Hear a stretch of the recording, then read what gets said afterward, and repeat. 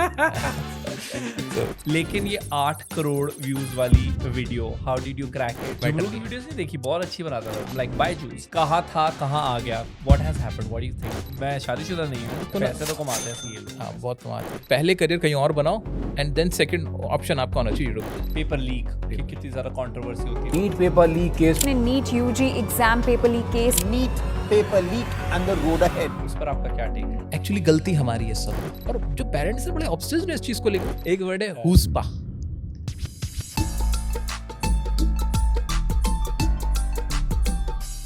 Hello everyone, welcome to another episode of Oversharing with the Jumru. With us is Dear Sir.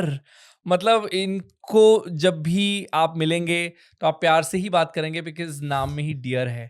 Hello dear, how are you? ਅਸੀਂ ਚੰਗਾ ਸੀ, ਤੁਸੀਂ ਦੱਸਾ ਕੀ ਹਾਲ ਹੈ ਤੁਹਾਡੇ? I love how every guest has a Punjabi reply. But बहुत अच्छा लगा आप आए काशिफ यहाँ पर। लोगों को आपका रियल नाम पता है? या thank you for having me. और झुमरू भाई, झुमरू ही कह के बुलाऊंगा क्योंकि ज्यादातर लोग आपको झुमरू के नाम से हाँ, जानते वही मेरे साथ वही होता है कि लोग झुमरू ज्यादा बोलते हैं। अरुण बहुत कम लोगों को पता है। That's why I asked you. Lot of your fans, your students, they know your name is Kashif और they call you dear sir. पहले नहीं जानते थे, फिर भी अब तो काफी जानने लगे। बट हाँ, एक जनरल परसेप्शन ये रहता है कि ज्यादातर लोग डियर सर के नाम से ही जानते हैं। अगर कोई स्ट्रेंजर मुझे ऐसे टकराता है जिसने वीडियो में देखा होता है तो वो मिलते ही मेरे को बोलेगा कि डियर सर। लाइक मुझे अब काशिफ से एक बार को कोई बुलाएगा ना तो मैं ज्यादा नहीं, एक बार रिस्पॉन्ड कम करूंगा, डियर सर के नाम से ज्यादा रिस्पॉन्ड करूंगा। Okay, if you're living under a rock या आपने इनकी 8 करोड़ व्यूज वाली वीडियो नहीं देखी है तो let me tell you, he teaches English. He does a lot of like courses. Most of them are free, or rather all of them are all free. Are free, All of them are free. Doing a great job. इनकी journey कमाल की, उसकी भी बात करेंगे। लेकिन ये 8 crore views वाली video, how did you crack it, what happened, what was the journey, कब 8 करोड़ अचीव हुए? एक्चुअली शुरू से जो सोच थी वो सोच यही रही थी कि हमें ना जो पढ़ाई को सिंप्लीफाई करना है, टीचिंग को सिंप्लीफाई करना है। सो मेरे लिए सबसे अच्छी चीज़ ये आज भी रही और हमेशा से रही कि मैं कभी किसी और की वीडियोस नहीं देखता हूँ। सो किसी और का स्टाइल पिक नहीं किया कभी कि कौन क्या कर रहा है, उससे मैटर जुमरू की नहीं है। वीडियोस नहीं देखी, बहुत अच्छी बनाता लड़का। अब मेहनत मैं शुरू करता है। करने वाला हूँ देखने के बाद। फिर Okay, sorry, seriously, हाँ। सो अब कोशिश ये रहती थी कि अपने स्टाइल में चीज़ों को रखना है। सो जो मुझे अंदर से लगता था कि कोई चीज़ किस वे में होनी चाहिए तो वो आज भी मैं करता हूँ। बाकी लोगों को फॉलो नहीं, कि एक होता है ना कि आपकी जो भी आपकी डोमेन है उसके अंदर कौन बेस्ट है, आपकी फील्ड का बेस्ट कौन है, उसको आप देखते हो और उसके जैसा कॉपी करने की कोशिश करते हो। समटाइम्स ये आपको हेल्प करता है, बट आपकी जो खुद की क्रिएटिविटी होती है वो ख़त्म हो जाती है। सो हमारी कोशिश ये रही कि हम लोगों ने ना किसी को देखा नहीं, अपने स्टाइल में। मुझे लगा था कि टेंसेस की एक फुल फ्लेज वीडियो होनी चाहिए। अब तो इतने सारे ऑनलाइन एजुकेशन प्लेटफॉर्म्स आ गए हैं और उसी के साथ साथ उनका सक्सेस भी लोगों ने देखा और फेलियर भी देखा है। हाँ। Why do you think they are failing? I am asking you this because आप इस सेक्टर से हैं, आप एक हाँ। टीचर हैं, आपको बहुत सारे स्टूडेंट्स प्यार करते हैं। हाँ। और क्योंकि अब ऑनलाइन ज़माना है, डिजिटल वर्ल्ड है, कितनी academies, I don't know if you can name them but I can name them, like Byju's. कहाँ था, कहाँ आ गया, what has happened, what do you think? I think इसका सबसे बड़ा फॉल्ट ना उस कॉन्सेप्ट में है, उस मॉडल में जहाँ एजुकेशन को बिजनेस समझा गया है, उसको कमर्शलाइज करने की कोशिश की गई है। You can not commercialise education.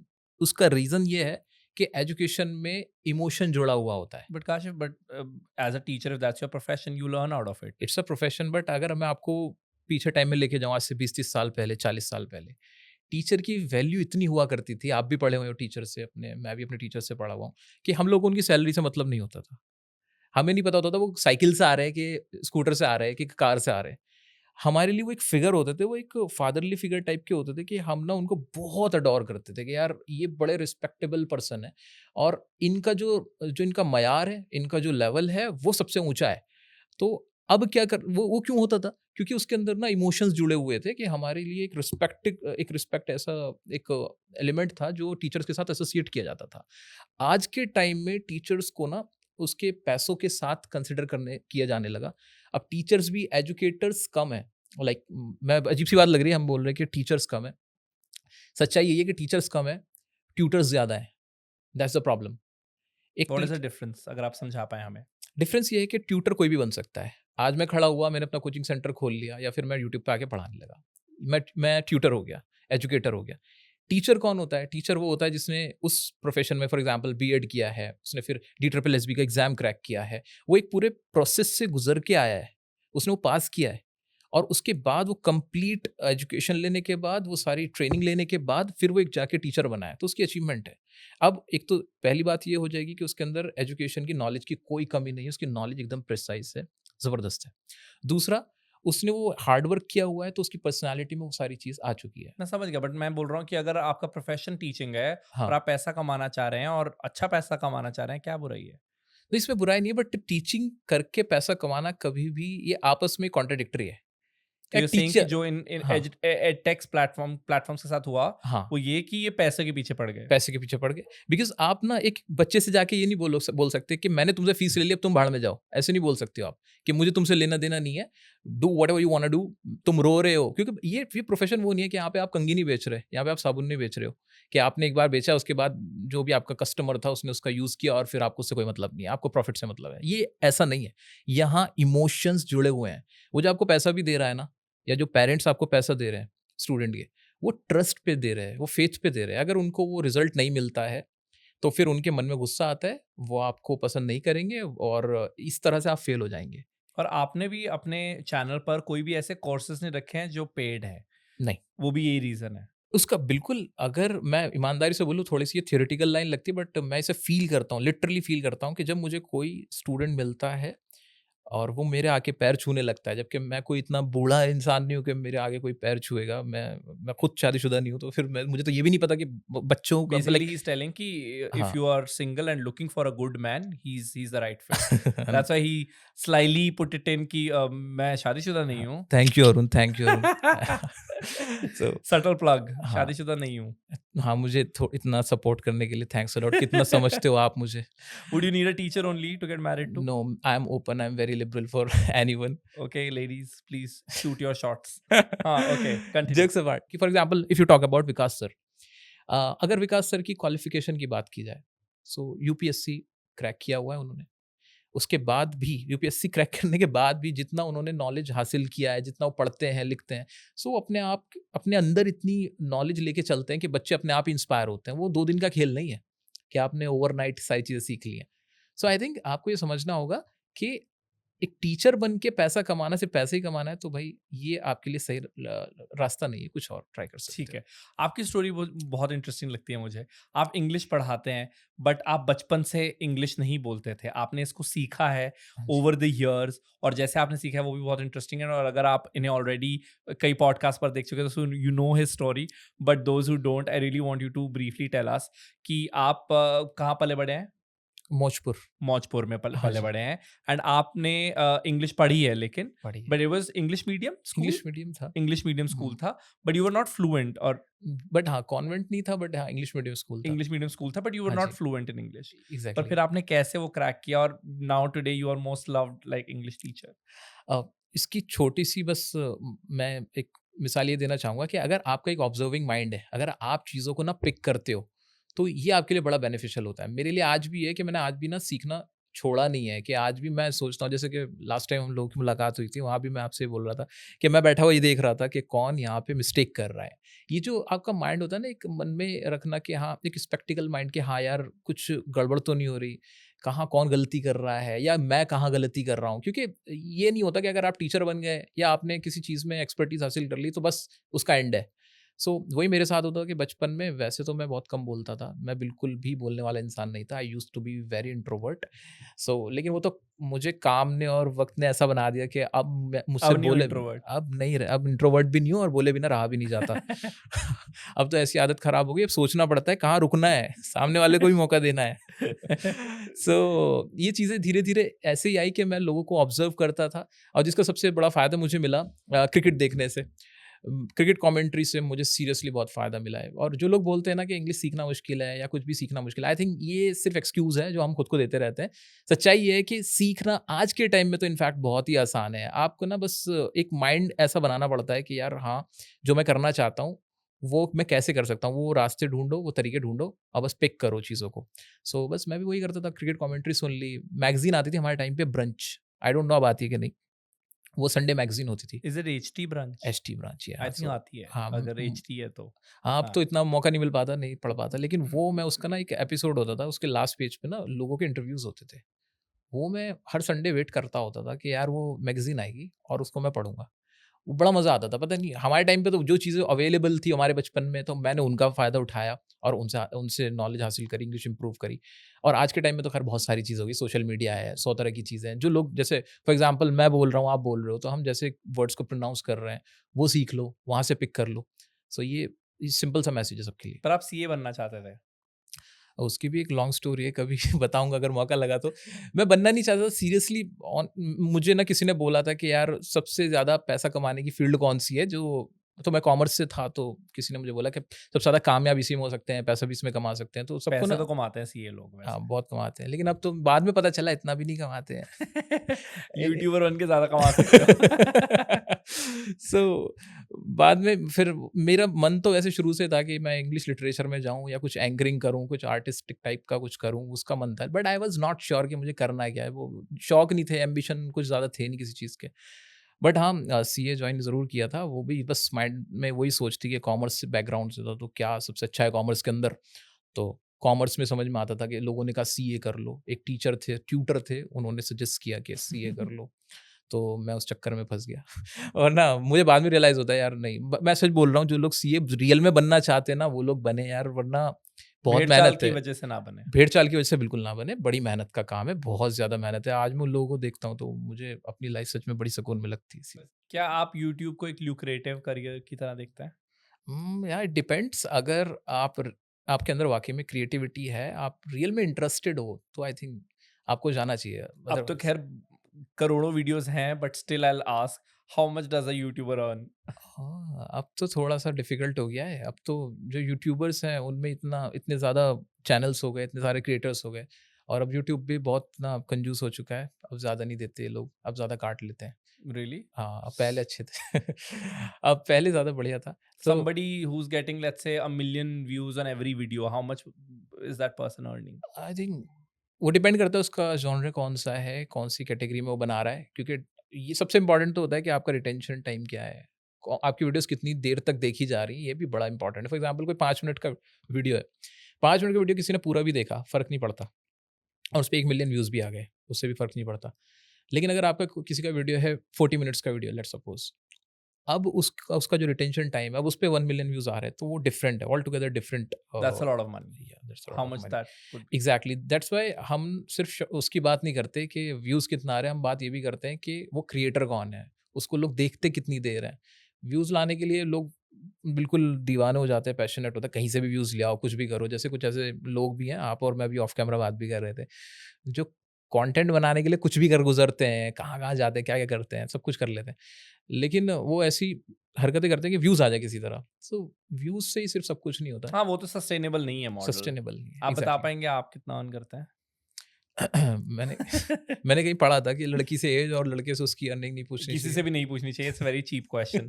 So I it's मतलब मेरी गलती है कि मैंने पूछा, but I mean I was just wanting to understand कि somebody who wants to make a career in YouTube. I think career नहीं बनाना चाहिए। मैं बिल्कुल ऑनेस्टली आंसर दे रहा हूँ, इसका बहुत स्ट्रेट फॉरवर्ड आंसर है। करियर मत बनाओ, पहले करियर कहीं और बनाओ, एंड देन सेकंड ऑप्शन आपका होना चाहिए यूट्यूब। जस्ट लाइक कि हमारे टाइम पे होता था कि आप पहले पढ़ाई कर लो, आप डॉक्टर, इंजीनियर, सीए जो भी बनना है वो बन जाओ। अगर आपको एक्टर बनना है उसके बाद ट्राई करो। बिल्कुल इसी तरह से है। बिल्कुल मम्मी-पापा वाला आंसर दिया है। पहले बेटा अपनी डिग्री कर लो, एक जॉब कर लो, उसके बाद ही अपना पैशन फॉलो करना जाके। क्योंकि पैशन के ना पैसे नहीं होते। ट्रू। अगर आप फेल हुए तो फिर आपके पास कोई ऑप्शन नहीं बचता। And I think time is money. आज के वक़्त में सब कुछ है, लोगों के पास ना हेल्थ है और ना वक़्त है। दोनों चीज़ों की सबसे बड़ी प्रॉब्लम। और हम तो दिल्ली में से हैं, यहाँ का तो पॉल्यूशन इतना है, पता नहीं हम लोगों के लंग्स कितने बचे हैं, कितने नहीं। या पोल्यूशन है, और उसकी रही सही जो कसर है, यहाँ पर कोई कंस्ट्रक्शन चल रही है स्टूडियो में, तो कुछ तो उन्होंने कोई लिक्विड डाला है जो ऐसा एकदम सस्ते नशे हो रहे हैं हमें बिल्कुल। बैठे-बैठे। आज मुँह से सब कुछ सच निकलने वाला है। को एक्चुअली हमारी टेक्निक है, हम गेस्ट किस तरीके से आधा हाँ। बेहोश करते हैं, फिर उन्हें पूछते हैं बताइए ना अर्निंग क्या है। By the end of this episode may be you will know the वो आंसर। वो वाली लाइन है ना, वो नाम का घुंघरू कोई बजा नहीं सकता है।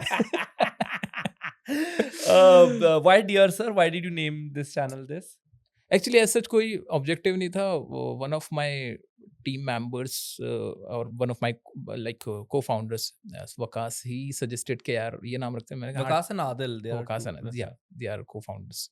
सो उन्होंने नाम रखने को बोला, मैं सीरियसली मैं तो नाम प्रोनाउंस भी नहीं कर पाता था, मैं शूट शूट में बोल देता था डियर डायरी, तो मेरे मुंह से तो डियर सर निकलता भी नहीं था। और ये सच भी मैं आज भी बोलूंगा कि पता है, फॉर एग्जाम्पल आपने झुमरू रखा, क्या सोच के रखा? मतलब मेरा खैर अलग स्टोरी है, बट हाँ, एनीवे। वैसे आप पहले इंसान हो जिसने अपना नाम खुद रखा है वरना पेरेंट्स रखते ना। नहीं, बहुत सारे लोग रखते हैं, क्रिएटर्स करते तो यही है, हाय आई एम मोस्टली सेन, हाय आई एम दिस। वो तो हम क्रिएटर्स का काम ही है, खुद ही अपने नाम रखते रहते हैं। मेरा तो खैर ये लॉजिक है कि आई वांटेड, जो मेरी इंटरनेट पर्सनालिटी है उसके रिलेटेड कुछ नेम, हाँ, सो हाँ। Jhumroo just went with it because a Kishore Kumar and then वो गाना मैं हूँ झुम झुम झुम झुम झुम झुम Jhumroo. And somebody who is always like हाँ, झूम रहा है, सो इट्स लाइक ये थोड़ा जा रहा है, हाँ। So that's what the story I was. Think मुझे लगता है नाम का ना आज भी और हमेशा मैं ये मान के चलता हूँ कि नाम का ना बहुत ज़्यादा रेलेवेंस नहीं होता। फॉर एग्जांपल हम जो भी प्रोडक्ट्स यूज़ कर रहे होते हैं, इतने बुरे-बुरे नाम होते हैं उनके, लेकिन हम उसके हैबिचुअल हो चुके होते हैं कि हमें पता है। जैसे फॉर एग्जांपल शाहरुख खान, सलमान खान, हमने बचपन से इतना सुना है कि हमें शाहरुख सलमान ऐसा लगता है जैसे अपना ही है। ऐसे किशोर कुमार जैसे नाम आपने लिया, किशोर कुमार, वैसे कितना आउटडेटेड सा नाम फील होता है किशोर, कोई नहीं रखता आज के टाइम में वो नाम। मैंने तो नहीं किसी को सुना कि अब कोई किशोर नाम रख रहा होता है, लेकिन उस जमाने का नाम था और हमें ऐसा लगता है किशोर कुमार हमारे अपने हैं, बहुत क्लोज कोई रिलेटिव है। मैं तो कभी कभार ये सोचता हूँ जैसे जो आज बड़ी उम्र के लोग हैं, जैसे हाँ, भगवंत दास, किशोर दास, हाँ। जब वो बच्चे थे और उनका नाम वो रखा था भगवंत दास, तो कैसा लगता कैसा होगा? लगता छोटा होगा? बच्चा है, भगवंत दास कैसा है? बिल्कुल। Very odd.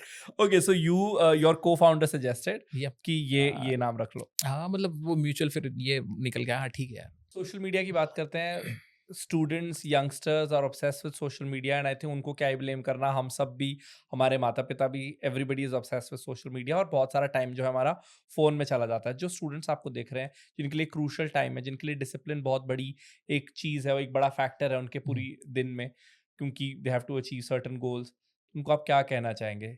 How to stay away from social media, और do they need to stay away from social media? They can be like as a teacher, what would you can not stay away from social media, this is the fact.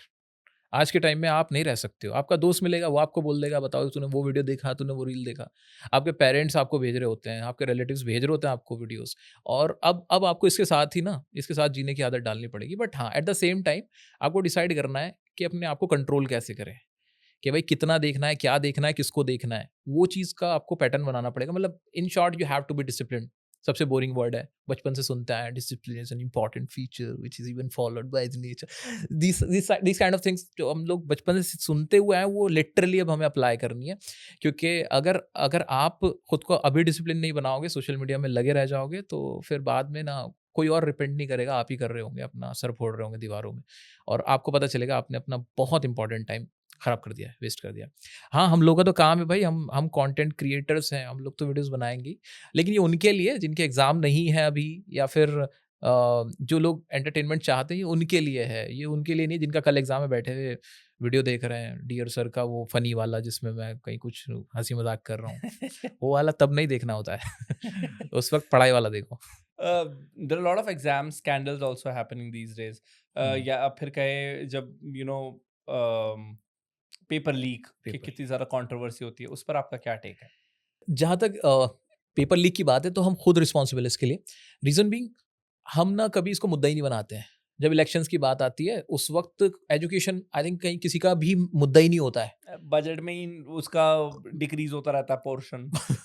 तो manifesto आता है, उसके अंदर भी jobs की बात होती है, एजुकेशन की बात नहीं होती है। अरे तुम्हें जॉब क्यों चाहिए, एजुकेशन अच्छी मिल जाएगी ना, तुम खुद ही एक डिजर्विंग कैंडिडेट बन जाओगे, खुद का अपना सेटअप कर सकते हो, जो भी तुम्हें करना है कर सकते हो, बाहर जाके भी जॉब कर सकते हो, 100 ऑप्शन है। हमने एजुकेशन को एक मुद्दा ही नहीं बनाया हुआ है। अगर कहीं पे कहीं कोई भी इलेक्शन हो रहा है, फॉर एग्जाम्पल कोई स्टेट इलेक्शन है, सेंट्रल का इलेक्शन है, आप जाके अपने जो भी लीडर हैं, वोट तो आप देते ही हो ना, तो एक बार कहने में बुराई क्या है कि जी आप हमें ये बताओ कि ये जो पेपर लीक होता है वो बंद कैसे होगा। आप अपने नेता अब से वैसे वो एंटी पेपर लीक लॉ है, आप उसकी समर्थन में हैं? मैंने उसके बारे में ज़्यादा पढ़ा नहीं है, बट हाँ अगर मौका लगेगा पढ़ूंगा ज़रूर। लेकिन ये अच्छी पहल है, एंटी लीक अगर लॉ हम बना रहे हैं तो ये होना चाहिए, बहुत पहले से होना चाहिए था, क्योंकि बच्चे की पूरे साल की मेहनत ख़राब होती है और ये बिल्कुल भी एक्सेप्टेबल नहीं है। आप जब स्टूडेंट से मिलते हैं, आपकी सारी कम्युनिटी स्टूडेंट्स की, यंग लोगों की है, उनके क्या मुद्दे हैं? What are they most stressed about? एक तो उनको ऑब्सेशन है, और बड़ा भयंकर ऑब्सेशन है, आई डोंट नो। उनको ऑब्सेशन है कुछ एग्जाम से, 2-3 एग्जाम में उनको लगता है लाइफ का रियल मतलब यही होता है। बल्कि अगर मुझसे पूछा जाए कि तुम बड़े होके क्या बनना चाहते हो, अगर मैं 10th 11th में हूँ, मैं बोलूँगा मुझे झुमरू बनना है। या मुझे कोई ऐसा ऐसा इंसान बनना है, कोई डांसर बनना है यार, कोई मुझे एक एक एक वॉइस ओवर आर्टिस्ट बनना है। ये अच्छे प्रोफेशंस हैं, ये बुरे प्रोफेशंस नहीं है। आप एक फोटोग्राफर बनना चाह सकते हो, बुरा नहीं है। लेकिन लोगों को ऑब्सेशन, आजकल के बच्चों को इतना खतरनाक ऑब्सेशन हो गया ड्यू टू सोशल मीडिया। उन्हें लगता है कि जैसे फॉर एग्जांपल अगर उनको ना, अगर वो यूपीएससी क्रैक करते हैं या फिर वो आईआईटी जेईई क्रैक करते हैं तो नाम होगा, दौलत आएगी, शोहरत आएगी। लेकिन वो ये भूल जाते हैं कि ये तो इसकी पॉजिटिव साइड है। What if they don't succeed? इसका उनके पास भी सोल्यूशन नहीं होता, फिर वो डिप्रेशन में जाते हैं। ये पूरा साइकिल चलता है और जिसकी वजह से हम देखते हैं कि कोटा में क्या हुआ है। That is what I was coming to. I'll just read a few headlines. सितंबर 15 को एक मौलाना आजाद मेडिकल कॉलेज दिल्ली की स्टूडेंट जो है, वो टॉपर थी एग्जाम नीट की, and she was found dead in her room. And then 26 सितंबर को एक post graduate student from IIM Ahmedabad again was found hanging allegedly due to stress. September 27, a 19-year-old woman pursuing a second year of computer science at Geetham University in Telangana again died by suicide in her hostel room. 21-year-old IIT Delhi student from Jharkhand dies by suicide in hostel. These are some headlines. Really sad. और ये बहुत parents का fear भी है. तो दो चीज़ें, पहली बात तो पेरेंट्स को आप क्या कहना चाहेंगे, दूसरा स्टूडेंट्स को आप क्या मैसेज देना चाहेंगे? अभी एक रिसर्च हुई थी, उसकी फाइंडिंग में पाया गया कि जो बच्चे के ऊपर स्ट्रेस होता है ना, उसमें एक सबसे बड़ा रोल, इवन उन्होंने तो पूरा कैलकुलेट करके बताया था, बीटा बीटा निकाला था उन्होंने उसका स्ट्रेस का। और उसमें पाया गया कि उस स्ट्रेस में पेरेंट्स का एक बहुत बड़ा रोल होता है, वो स्ट्रेस बच्चे के ऊपर डालने में। आप जो खुद नहीं बन पाते, आप चाहते हो आपका बच्चा बने। और ये सबसे बड़ा प्रॉब्लमेटिक जो पॉइंट है वो यही है। यहीं से शुरुआत होती है डिप्रेशन की, स्ट्रेस की। बच्चा खुश नहीं होता, वो सुसाइड की तरफ यहीं से जाना शुरू होता है, क्योंकि उससे नहीं पूछा जा रहा कि वो क्या बनना चाहता है। आप ना उसके ऊपर इम्पोज कर रहे हो, अपने ड्रीम्स इम्पोज कर रहे हो। अगर मुझे नहीं डॉक्टर बनना है यार, मुझे क्यों जबरदस्ती डॉक्टर बना रहे हो? मैं डॉक्टर बन के भी खुश नहीं हो पाऊंगा। इवन मेरे एग्जाम्पल ले लो, मेरे को कभी भी मुझे अकाउंट्स या लॉ में नहीं था इंटरेस्ट, मेरे को इंग्लिश में इंटरेस्ट था। मैं आया वापस इंग्लिश में। आप यकीन नहीं मानोगे, मैंने बाद में मास्टर्स किया है इंग्लिश के अंदर।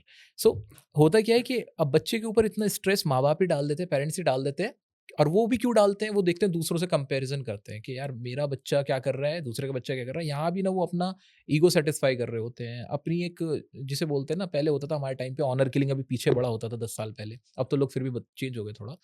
ऑनर किलिंग जैसे होता था, बिल्कुल उसी के थीम पे ये वाली चीज़ है कि अगर मेरे पड़ोस की बच्ची ने नीट क्वालिफाई किया है तो मेरी लड़की क्यों नहीं कर रही है। और जो पेरेंट्स हैं बड़े ऑब्सेस्ड हैं इस चीज़ को लेके। वो कोचिंग जाते हैं कि नहीं, वो सिर्फ इसलिए नहीं जा रहे कि उन्हें सिर्फ बच्चे से प्यार है, वो उनके पेरेंट्स से नहीं, एक और रीज़न भी है। वो चाहते हैं कि वो कामयाब हो ताकि वो अपने पड़ोसी से बताए, देखो मेरे ने भी किया। Matter of Prestige. Exactly, matter of Prestige बना दिया है, and that is not acceptable. ऐसा नहीं होना चाहिए था।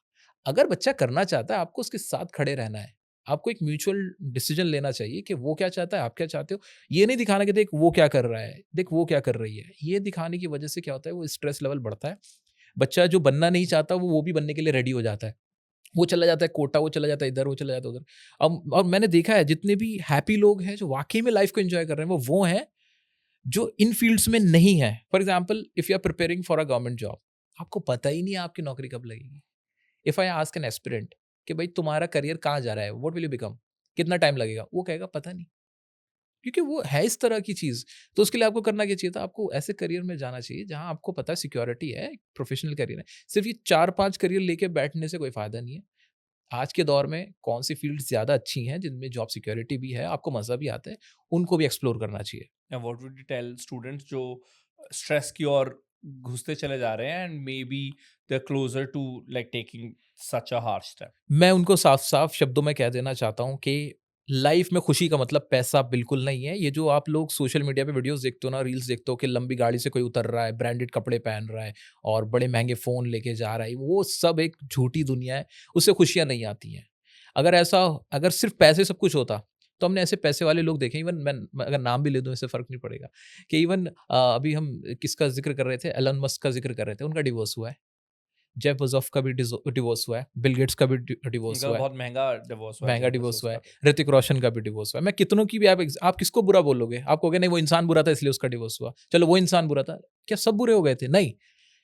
एक्चुअल में होता क्या है, आप मान लेते हो कि पैसा ही खुशियों का दूसरा नाम है, जबकि ये गलत बात है। आपकी पर्सनल रिलेशनशिप किससे कैसे है और आपकी फैमिली के साथ आप कितना खुश हो, ये सबसे इंपॉर्टेंट है, मैटर करता है आपके लिए, बहुत मैटर करता है। तो ठीक है, पैसा प्रायोरिटी होनी चाहिए, ये नीड है, डिमांड है, लगे रहो यार, मेहनत करते रहो, but at the same time सिर्फ मनी के पीछे भागना, किसी भी तरह से कहीं से भी कमा लें और उसके लिए प्रोफेशन सिर्फ चूज करना, ये गलत था, ये तरीका गलत है। इवन मैंने भी शायद यही किया था, मुझे भी किसी ने ऐसे गाइडेंस नहीं दी थी कि भाई क्या करना है, सीए कर लो यार। मेरे से नहीं पूछा कि तुम क्या करना चाहते हो।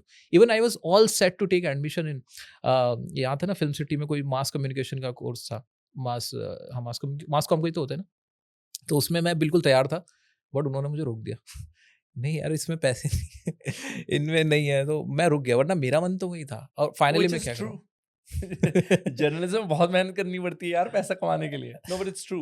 Okay. It's a very hard working, I mean hard working बोल रहा हूँ, मतलब बहुत वही वाली बात है कि आपको बहुत सारे साल देने पड़ते हैं, then you of course reach a certain but as a level. Person, as a personality Arun, I think आप जितना ग्रो करते हो ना as a person, and that matters the most, वो शायद किसी और फील्ड में बिजनेस करते हुए भी आप इतना नहीं करते हो, क्योंकि बिजनेस में आपको 100 झूठ बोलने पड़ेंगे, आपको बहुत चीजें करनी पड़ेंगी, लेकिन जर्नलिज्म में आपको बहुत झूठ बोलना पड़ता है। No I am kidding. I don't feel you are a lawyer.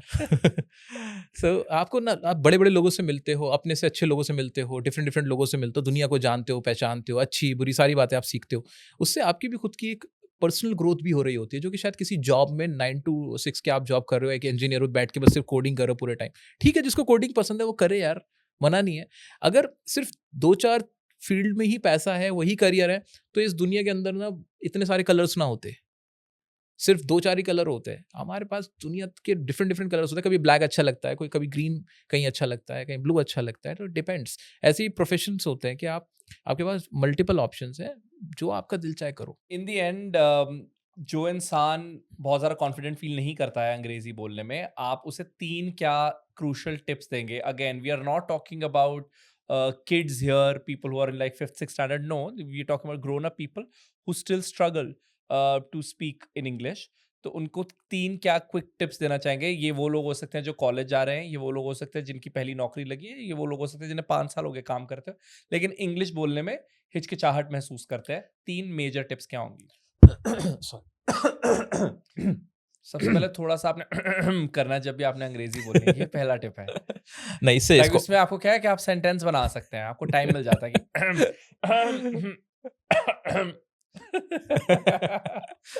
sorry, okay, I was joking. Please. नहीं, ये सच में वर्क कर जाता है It कभी-कभी। always works. I've seen this with so many people, by the way. हाँ, पता है जब मैं fillers. किसी का इंटरव्यू हाँ, कोई इंटरव्यू कर रहा हूँ ना, जब मुझे पता लग जा रहा है अब इसको या तो जवाब नहीं आ रहा है या इसको सोचना है, and they'll go like, वो सामने क्या कर रहे हैं, वो क्या कर रहे हैं, and I'm like what?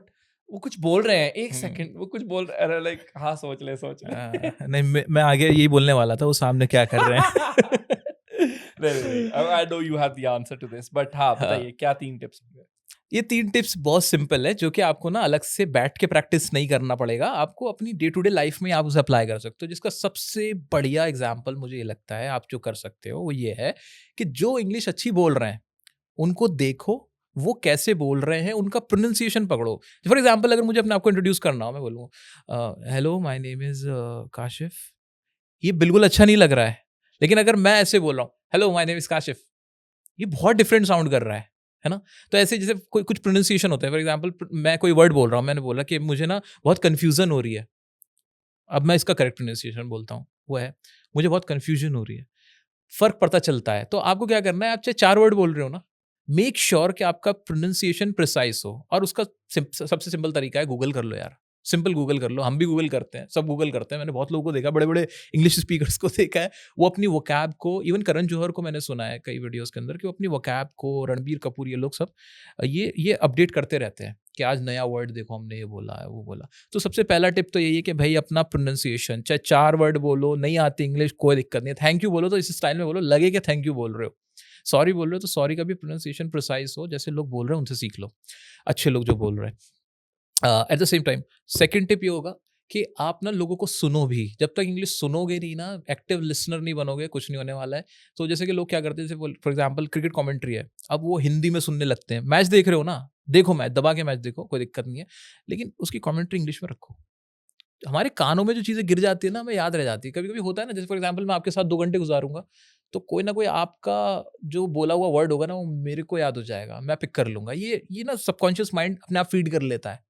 जैसे मैं अभी कोई गाना गा रहा हूँ, मैं आधे घंटे तक कोई गाना ऐसे गुनगुनाऊँ मैं, तो फिर थोड़ी देर बाद ना आप भी गुनगुनाने लगोगे, ऐसा होता है। इट्स ह्यूमन नेचर, ये हमारा ब्रेन इस तरह से वर्क करता है। तो अनटिल और अनलेस आप सुनोगे नहीं तो आप नहीं बोल पाओगे। आपको सुनना है लोगों को। कैसे सुन सकते हो? कमेंट्री सुन रहे हो, वेब सीरीज़ देख रहे हो, मूवीज़ देख रहे हो, तो उनकी लैंग्वेज को ना स्विच मत किया करो, हिंदी में मत जाओ, इंग्लिश में देखा करो। Third one is vocabulary, most important है वोकैबुलरी एंड ग्रामर। थोड़ी सी तो सीख लो, मेरा कोई चलते फिरते वीडियो देख लेना, थोड़ी बहुत वोकैबुलरी और ग्रामर आपकी इंप्रूव हो जाएगी, तो इससे फ़ायदा होगा। तो ये 3 टिप है, आई थिंक ये जो इस पे थोड़ा सा वर्क कर लेगा उसको बड़ा फ़ायदा होगा। ऑल्सो आखिर में 3 अंग्रेजी के कोई शब्द सिखा दो हमें। आप हमेशा सीख के जाते हो, फीस दो पहले। अच्छा, पहले मेरा फेवरेट तो चेंज होगा नहीं, मेरे को एक इम्पैकेबल बहुत पसंद है, मेरा फेवरेट वर्ड है। उसका मीनिंग ये होता है कि कोई भी चीज़ ना विद परफेक्शन, और जो कि मैं करने की कोशिश भी करता हूँ, ठीक है, कभी कभी फॉल शॉर्ट हो जाता है आदमी कि हाँ यार नहीं हो पाया मुझे उस याद आ समय। गया, मैंने इनके साथ पिछली बार इंटरव्यू किया था तो मैंने यही पूछा था कि मुझे इंग्लिश के भी वर्ड सिखा दो। अब मैं क्या करूँ, मैं बड़ा आदत से ऑनेस्ट हूँ ना, मैं झूठ नहीं बोल पाता, ये मेरा फेवरेट है। एक वर्ड है हाँ। हुस्पा, उसका प्रोनाउंसिएशन थोड़ा सा, मतलब स्पेलिंग थोड़ी डिफरेंट है, प्रोनाउंसिएशन हुस्पा है। सो ये एक बहुत अच्छा है, एक्सट्रीमली कॉन्फिडेंट इंसान या how do you spell it? CHUTZ, हुस PAH, हुस्पा ऐसे रहते हैं। सो लेकिन प्रोनाउंसिएशन इसका हुस्पा होता है। एक वर्ड मुझे अभी याद आ रहा है, एक ट्रैंक्विलिटी एक वर्ड होता है जिससे पीस के लिए यूज करते हैं। सो वो मुझे अच्छा लगता है, मैं बोलता हूँ लाइफ में ट्रैंक्विलिटी होनी चाहिए इंसान के। सो ये 3 वर्ड है आज के लिए। इतने में इतना ही Nice. मिलेगा। Very nice. Thank you so very much हाँ। for coming and doing this and sharing your insights. I'm sure somebody would have gotten some kind of help there. लेकिन उसके अलावा भी अगर आपको कोई सवाल रह गया या कोई भी आपकी query या anything that you, or if you have just like matrimonial suggestions for Kashif, so please drop that in the comment section. But thank you very much, Kashif. बहुत अच्छा लगा आपसे मिलकर हर बार की तरह। और पिछली बार आपने कुछ कंट्रोवर्शियल जवाब भी दिए थे, जैसे कि क्या कंटेंट क्रिएटर्स को ब्रांड कोलैब्स करने चाहिए नहीं, तो अब आखिर में आप बता दीजिए क्या करने चाहिए नहीं करने नॉट अगेन। बताइए, करने चाहिए नहीं करने चाहिए? I think on a very serious note, अगर आप कोई चीज़ रेफर कर रहे हो अपनी ऑडियंस को, तो मेक श्योर कि वो ऑथेंटिकेटेड हो, वाकई में अच्छी हो, और सिर्फ वही दोबारा से मैं बोलूँगा कि मनी माइंडेड नहीं होना है, बहुत ज़्यादा कमर्शलाइज नहीं करना है चीज़ों को। अगर वाकई में अच्छी आपको लग रहा है कि हाँ आप अच्छी करते हैं है, ब्रांड कोलैब्स? हाँ, करते अच्छे ब्रांड्स होते हैं, हमें लगता है, मैं खुद उसको जिसे कहते हैं कि पूरे लिटरली उसको पढ़ता हूँ, या कोई बुक है तो मुझे लगता है कि यार बहुत अच्छी चीज़ है यार, ये तो लोगों तक जानी चाहिए। सो वो चीज़ हम पहुँचाते हैं। कुछ चीज़ अच्छाई भी तो दूर तक जानी चाहिए ना दोस्त, वो वाली चीज़ हमारी कोशिश वही रहती है कि अगर कोई अच्छी बात है, अच्छा प्रोडक्ट है, तो वो आगे जाए। लेकिन हाँ, ऐसा कोई प्रोडक्ट जिससे सिर्फ और सिर्फ उस क्रिएटर का फ़ायदा, उस प्रोड्यूसर का फ़ायदा है, उस बिज़नेसमैन का फ़ायदा है, और आपकी ऑडियंस का कोई फ़ायदा नहीं है, तो वो मत करो यार। That's it. पिछली बार का जो मैं मेंशन कर रहा था कंट्रोवर्शियल थे, वो एक ऐसा एक इंटरव्यू था जिसमें उन्होंने कहा कि ये वाला प्रोडक्ट नहीं करना चाहिए endorse, and some other creator said ये करना चाहिए, so that was it, in case you wondering what happened. But with that I just wanted to thank you again, thank you so much for coming. Thank you for having me once again.